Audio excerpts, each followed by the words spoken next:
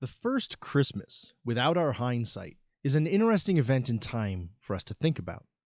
Our conversations today about Christmas, our traditions, all that we think and say about the birth of Christ has the foundation of knowing what that day has come to mean in our lives. We know the story.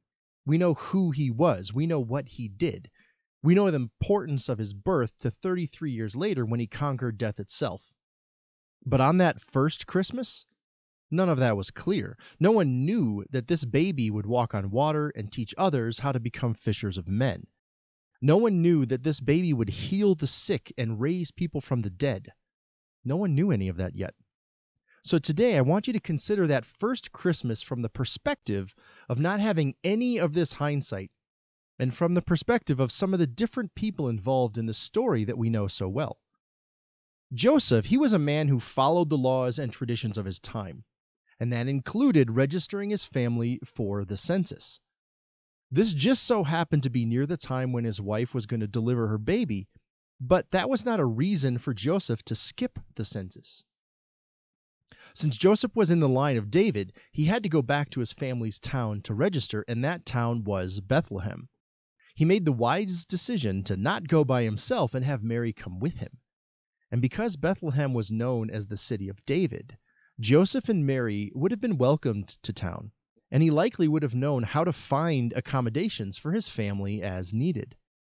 Now, as a side note here, in our movies and our plays, we often get the impression that finding those accommodations, it was a high-stress, running out of time, last-minute situation. We've gotten used to the assumption that Mary and Joseph couldn't find a place to stay, and then suddenly Jesus was born. However, the Bible does not actually record his birth exactly like that. In Luke 2, verse 6, it simply reads, "And while they were there, the time came for her baby to be born." There's no mention that this was a sudden or high-stress situation. In the following verse, it reads, "She gave birth to her firstborn son. She wrapped him snugly in strips of cloth and laid him in a manger because there was no lodging available for them." And in the original Greek, the word that Luke uses here for the lodging or the inn, it usually means upper room or a space for guests in a private room. So a more accurate understanding might be that this was a private guest space in a family's home that was also used sometimes for animals.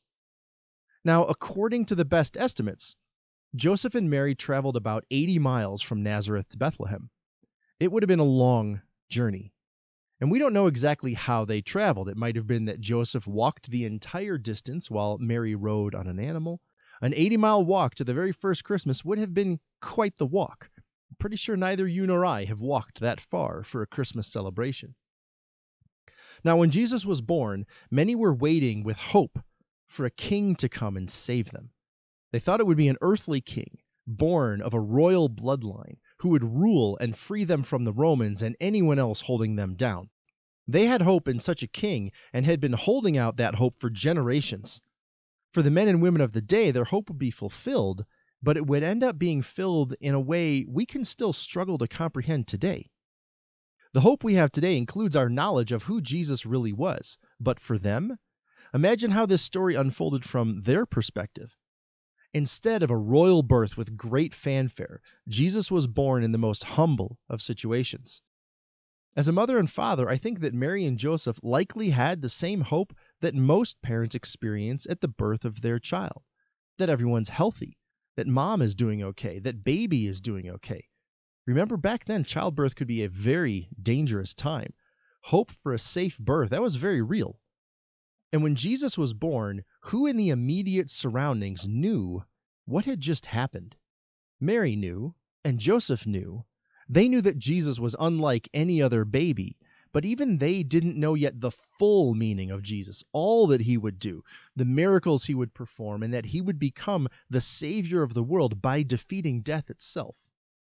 With our hindsight now, we know, but think about the other people around at that time. To them, this might have just seemed like any other birth. The family who made their space available to Mary and Joseph, they're not mentioned. Would they have had any idea of who was just born there? They were likely a Jewish family, perhaps one who had been waiting generations for the coming king. Did they realize that the very king they had been waiting for That king was born right there. Their hope had been fulfilled. Hope is an amazing thing. It has very real power, and the hope that comes with the birth of Jesus has no equal in all of human history. It's a hope we need to fully appreciate and share with the entire world. So as you head into this Christmas season, make sure you pause and reflect on the hope of Jesus, the hope that was born that morning. For he was born to provide a path of salvation to all mankind, to provide hope for all mankind, and that is definitely worth celebrating.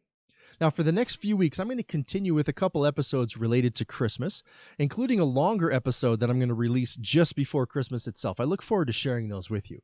So please subscribe to the show wherever you listen to your podcasts, rate it, and leave a review. Your subscriptions, your ratings, your reviews, they really help other people find the show, so thank you for that. And head over to significantman.com and sign up for Intel. It's our free weekly email series. I write a short article, sometimes inspiration, sometimes devotion, something for you to think about and get you through the week.